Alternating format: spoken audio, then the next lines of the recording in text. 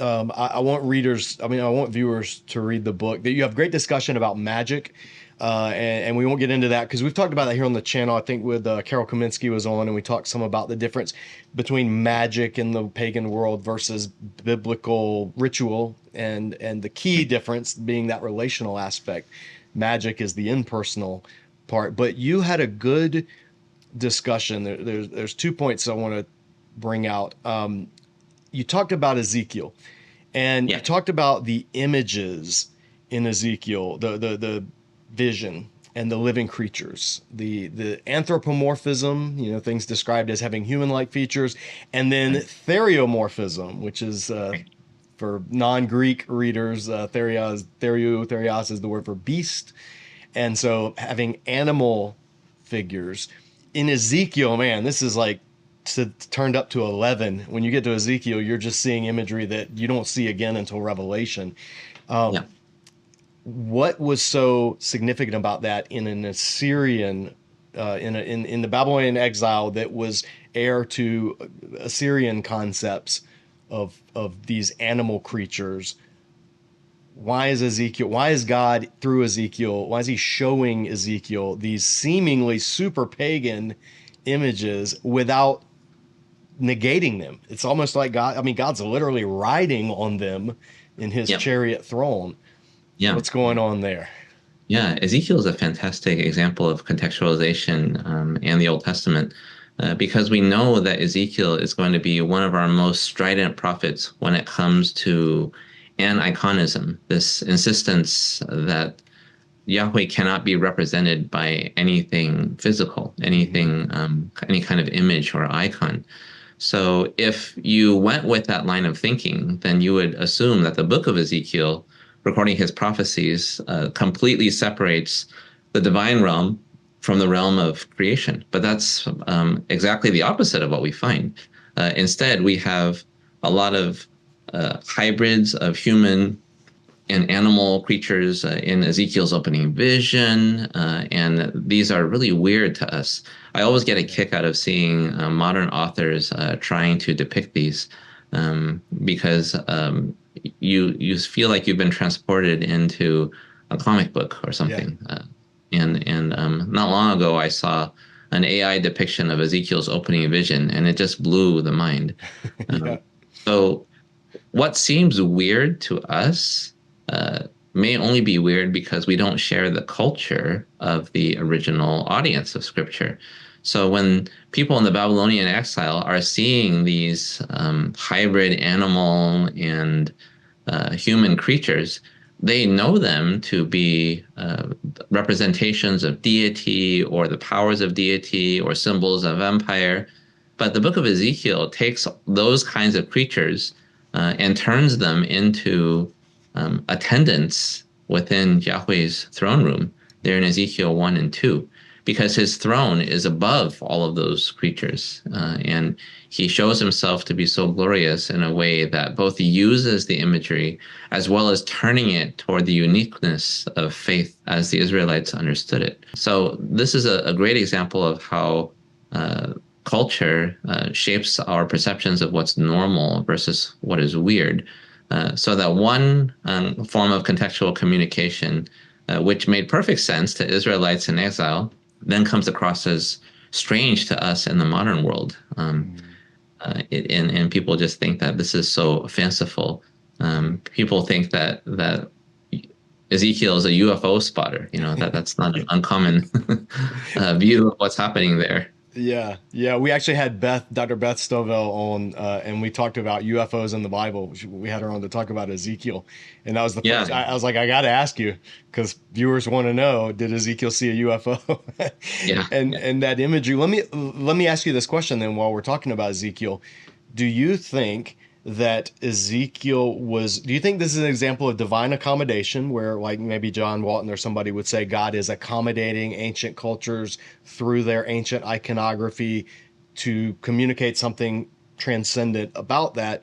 Or do you think something more like, like maybe a Michael Heiser or somebody who would say, these are the spiritual realities, these entities, these living creatures are things, real things that the prophet was seeing that other cultures then sort of were they trickled down or got distorted and worshipped wrongly or whatever.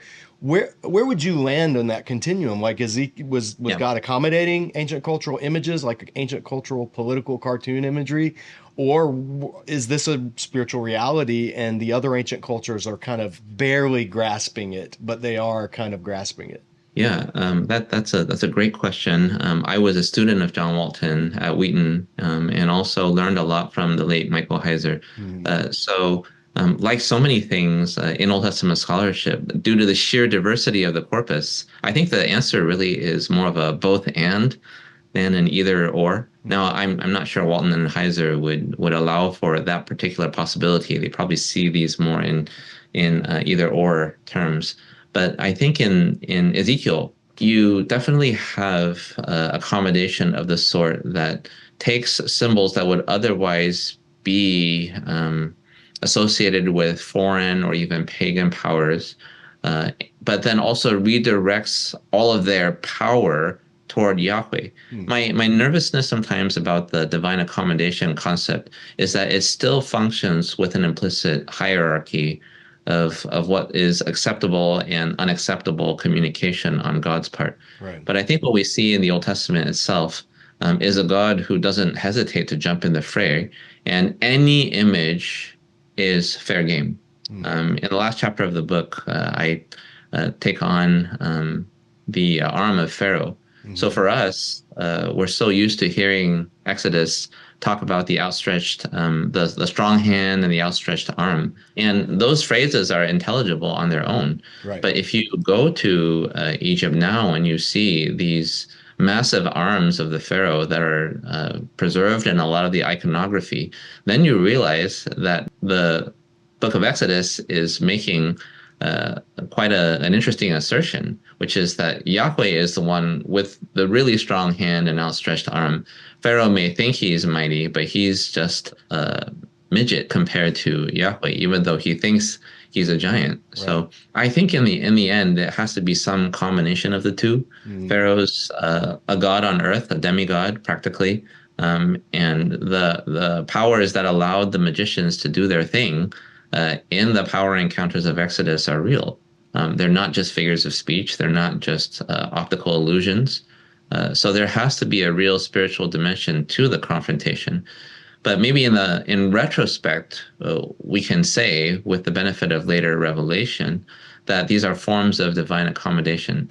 A lot of people, though, they'll sort of say that divine accommodation and demythologization are sort of synonymous. mhm.